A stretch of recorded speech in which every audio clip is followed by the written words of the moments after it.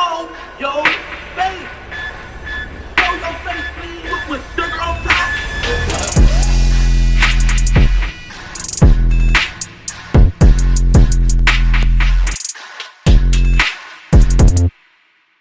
Hey, what's up, y'all? Y'all know my slogan. I don't know it all, but I know what I've been through. Now, before we get into this video, make sure you check us out on Patreon at www.patreon.com/Hookah Anonymous _. You guys been telling us to create one for the longest, so we recently created a community where we will upload videos that we can't share on YouTube due to their guidelines. We'll also be dropping the latest to there first, behind the scenes information that you wouldn't find anywhere else on our socials. So make sure you become a member, and after you do that, head over to our official Instagram page at Hookah Anonymous _ and follow us there. Now without further ado, let's get into what you guys came here to see. Now, 650 Little Mike. Now, crazy situation, y'all. As y'all know, 650 Little Mike is a Chicago native, and he has been shot and unalived along with a female that was in the car with him and her kids. Now, thank God the kids, they wasn't injured, they wasn't shot, you know, they still here. But the trauma that they had to see at that age is going to stay with them pretty much for the rest of their life. You know, they had to see their mother lose their life, and they got to see someone that was close to them lose their life as well.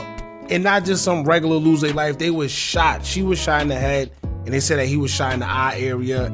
I don't know if you guys seen the video. There's a video floating around on social media of the crime scene, and literally this man's eye is hanging out. And what a crazy world we living in, where, you know, guys are just recording. People got no respect, you know, for a deceased body. Y'all gotta remember, these guys, yes, we might see them in one way, but these guys have families that have to watch and see this stuff surface on the internet when these guys lose their life. And out of respect, I would think that we're old enough to know that you shouldn't be taking any pictures or videos of any bodies and then uploading it. What are you uploading it for? Right? We live in a time where everybody just want to go viral or seek attention off of something. Because what do you get out of uploading a body, a deceased body, to social media? You know, I understand, well, I don't understand, but I get it when these guys, they ops, want to troll and they want to upload, you know, pictures of the deceased because they're the ops. I understand that part, and as crazy as it sounds, yes, I get it, because that's just the streets, that's the drill, that's just it, right? But I don't understand when regular civilians upload pictures or videos of these guys' deceased bodies on social media. Like, anyway, another thing I got a problem with is the fact that I see everybody saying, oh, he was too young, whoever did this. And the problem is this: everybody waits until something happens to these guys to start giving advice. They was here when these guys was dissing, they was here when these guys was doing whatever they did to bring on that type of attention or to bring that type of situation to themselves. Why nobody said anything while these guys were here?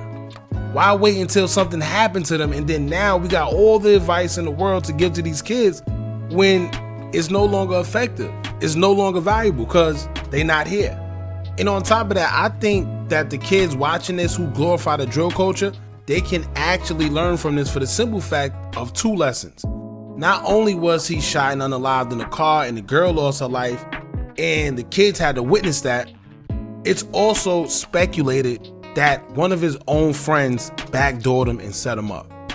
Now, I'm not going to say who. I see a lot of people. If y'all want, y'all can search YouTube or go around. It's already up there. If y'all want, y'all can look for yourselves. But it's been speculated that one of his own friends have backdoored him, and he's actually on social media glorifying it and sending out subliminals and letting it be known that he did, in fact, have something to do with it. Now, if he did, he did.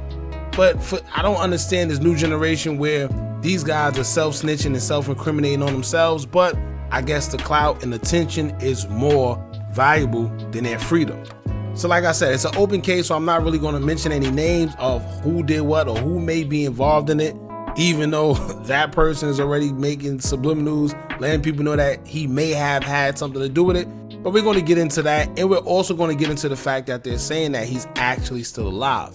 Despite the videos you see where it looks like he's hanging out the car and, you know, he's bleeding out. We've seen the video of him getting CPR done on him, but he was still moving. And not to mention, some guys that are associated with him have taken to social media and said that he's actually still alive as well. So we're going to get into all that, but before we do, make sure you hit that thumbs up button so we can get this video into the algorithm. And if you're not subscribed to the platform already, make sure you do so now. Let's get into it. Now, according to Spot News, a male and a female that was 21 years old was shot in the head on 1613 East 87th Street.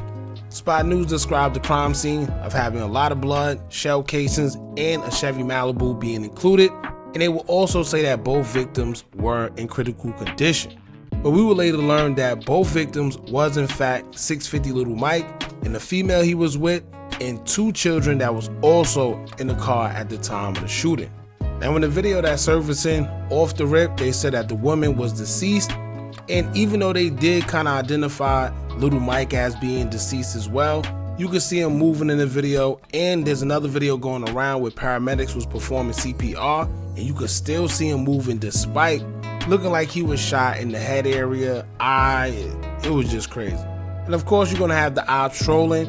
And aside from the ops trolling, there's one special person that was actually affiliated with him that's kind of giving off backdoor vibes. Now, it's weird because a couple months ago when another Chicago affiliate by the name of Sh0t was shining on the live, Little Mike was actually in the car with him when everything happened. For y'all that remember, he was arrested after police say that after the shooting happened, he tried to run from the crime scene but was later caught.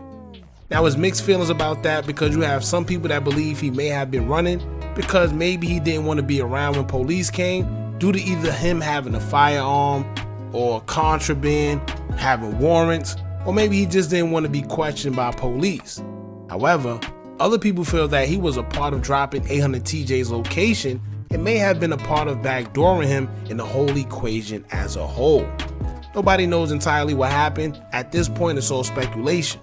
But it is strange that not too long ago after getting out of jail, he would be shot as well, and the person who is supposed to be considered his friend is making weird posts hinting that he may have had involvement in that shooting. Now, he could be making it seem like he's the one that's involved in the shooting, or he could just be letting it known that he orchestrated everything and maybe that's the role he played, who knows. But it is strange that he would even get on social media and make subs, risking his life and freedom. He could just sit back and act like he don't know what's going on if he really does have anything to do with it. Now, aside from that, where everyone's stating that Little Mike was deceased, some of his associates are saying that it's fake news. Yes, he's been shot, and yes, y'all seen the video surfacing, but they're saying he's alive and I guess in the process of healing. One affiliate by the name of Dougie Mo would take to his Instagram story and say, quote, "I don't know who or where y'all getting info from, but overstood. Fake news, F you N-words." Then in the next slide, he will go on to say, quote, "F the Down Syndrome crew, prayers for my blood. Y'all don't know Ish, shout out to Trenches News and Real Tune TV, only platforms that could give accurate information. Rest in peace to baby girl. If it don't come from this side, it ain't facts." Then in the last slide, he will say, quote, "All fake information posted, check them emails. I hope y'all YouTube survived this storm. Fake news, you will have to pay up."